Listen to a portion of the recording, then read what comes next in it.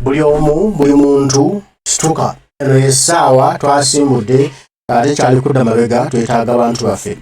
President Kyagulanyi Ssentamu Robert Mugwanyi afulumizza ekiwandiiko kino ekikakasa ekiriko ennamba y'abantu ba political prisoners abadde bavunaanibwa mu kkooti y'amagye naye kati nga ziweze weeks 2 wazindaba.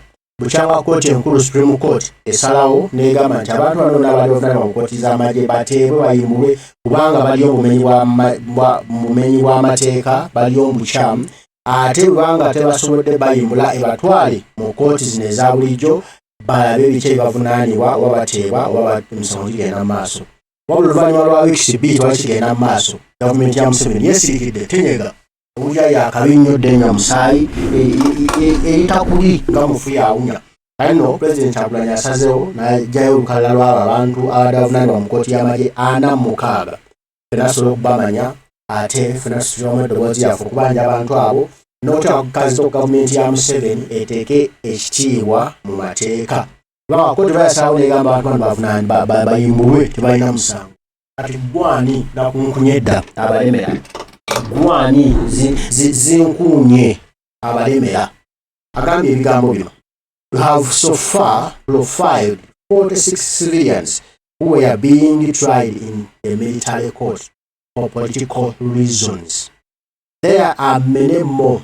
It's now over 2 weeks since the Supreme Court ordered the regime to release these people or transfer them to civilian courts.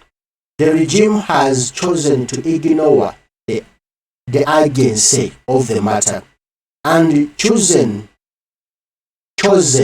to keep them under illegal detention. Let everyone do everything within their power to end this madness. Free all political prisoners Uganda. Agambye atya omunyanyimbe mukulembeze. Agambye okumanyiza otukoze olutagajjo lw'abantu 46 aba bulijjo abadde bavunaanibwa mu kkooti y'amagye ku lw'ebyensonga z'ebyobufuzi. Bano bangi nnyo nnyini ddala era ziweze kati weeks 2 tegede okuva kkooti enkulu ensukkulumu lwe yalagira gavumenti ya Museveni ete abantu bano obe bakwate ebateeke mu kkooti z'abantu aba bulijjo. Gavumenti ya Museveni esazeewo okubivaako obutabiwa makulu obutakikola egamba temutumanyiira era ensonga eno egaanye ogikwata amavumbavumba mu bwangu nnyo ddala n'esalawo okubakuumira mu nkomyo obumenyi bw'amateeka. Kakati nno buli omu wenna gy'oli kola buli ky'osobodde kirya maanyigo kola amaanyigo gonna okulaba nga tukomya effujjo lino tukomya obugwo bwa ddala buno buli mu gavumenti ya Museveni nti yimbula bannabyabufuzi bonna abaasibwa bannayuganda n'abakyayo tagajjo kiriko amannya 46 alaba ndala tugayitamu 11 tumanyi be baani abo betwetaaga bayimbulwe. Free all political prisoners. Tutandise asooka ye Dr. Kizza Besigye, owokubiri ye Haji Obed Lutale, owokusatu ye Agaba Anthony A.K. Bobby Young, owokuna ye Ssekitoleko Yakin Machete, owokutaano ye Sharif Kalanzi, owomukaaga ye Patrick Mwase, owomusanvu ye Joseph Muwonge, owomunaana ye Abdallah Kintu, owomwenda ye Umar Kato, ow'ekumi ye Kavuma Musa, ow'ekumi ye Jimmy Galukande, ow'ekumi n'abiri ye Giwusiwa Abdallah, ow'ekumi n'abasatu ye Agulibo Slaji, ow'ekumi n'abana ye Andaman Hamza, ow'ekumi n'abataano ye Buga Latibu, ow'ekumi n'omukaaga ye Ida Asim, ow'ekumi n'omusanvu ye Miti Faizo, ow'ekumi n'omunaana ye Lugendo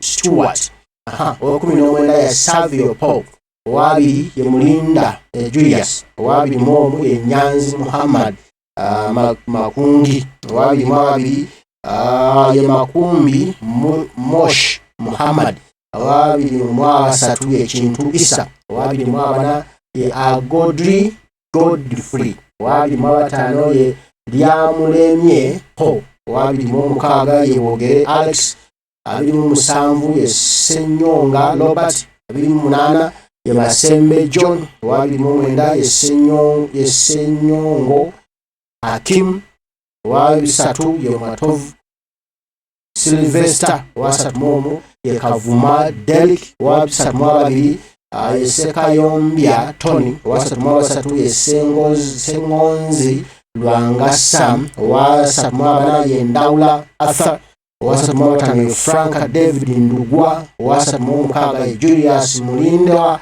3 ye Hakim Senyonjo, 3 ye Kagere Mawazi, 3 ye Robert Wamala, 4 ye Benon Kiseka, 4 ye Kasim Chibilango, 2 ye Kagwiso Hassan, 3 ye Tumwine Akram, 4 ye Lapat Bosco, 5 ye Lwanga Ken Emmanuel, 6 ye Mugumya Arafat, and many others. Okitegedde lutagadde lw'abantu olwo abasibe baffe Gen. Museveni baasibidde mu nkomyo awatali musango mu bumenyi bw'amateeka nga kkooti enkulu yalagira misana gaaka nti bonna abaddeyo musimaya mu kkooti Masoro bateebwe kuba kkooti Masoro teriwo mu mateeka, bateebwe mu Nambiro. Kitegedde Bannayuganda bonna bagamba nti tuli political prisoners, n'agamba wabula tukooye okunyigirizibwa, n'agamba and a team Muyodi Hamidu, the group which was arrested in Nansana, bambi nabo are still in prison. N'agamba Ugandans should wake up, protect yourselves from the killer regime. Don't mind how many people will be killed by the murderer.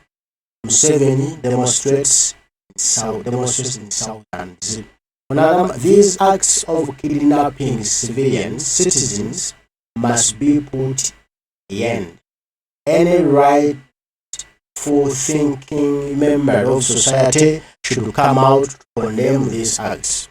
The international community, including the Commonwealth, with long ignored the barbaric atrocities. Onagamba God should call Museveni home in order to liberate Uganda. Museveni bamute mwagala kufa. Onagambye we are all political prisoners until we emancipate ourselves. Onagamba we are standing in solidarity with the people of Uganda at this harder times, but put on you by Museveni. Nagame, in this fight for the freedom of our comrades, as a leader, you have played your role, sir. Thank you. Nagame, Ugandans should come out in large numbers and strike. Okay? Now, please do the needful. I can see the international organizations intervene, but don't ever let them on their own. Okay, Nagama, social media destroyed everything. Nagama, we are tired of texting free our comrades. Naga following Malawi. Nagama, Ugandan, you will never find freedom if you don't demand for it. Nagama, I hear freedom ringing. Comrades, stay strong. Nagama, yet there are these who are murdered every mostly West Northern region because of opposition. I'm praying for you guys. One day God will do his wonders. Ugandans must now come out to liberate their country, no matter the circumstances. Was it a release order or an order for files? Find out, bro. President, please Kolayoka live Facebook Uganda you guys have a long way to go. Onagamba, you've played your part, comrade.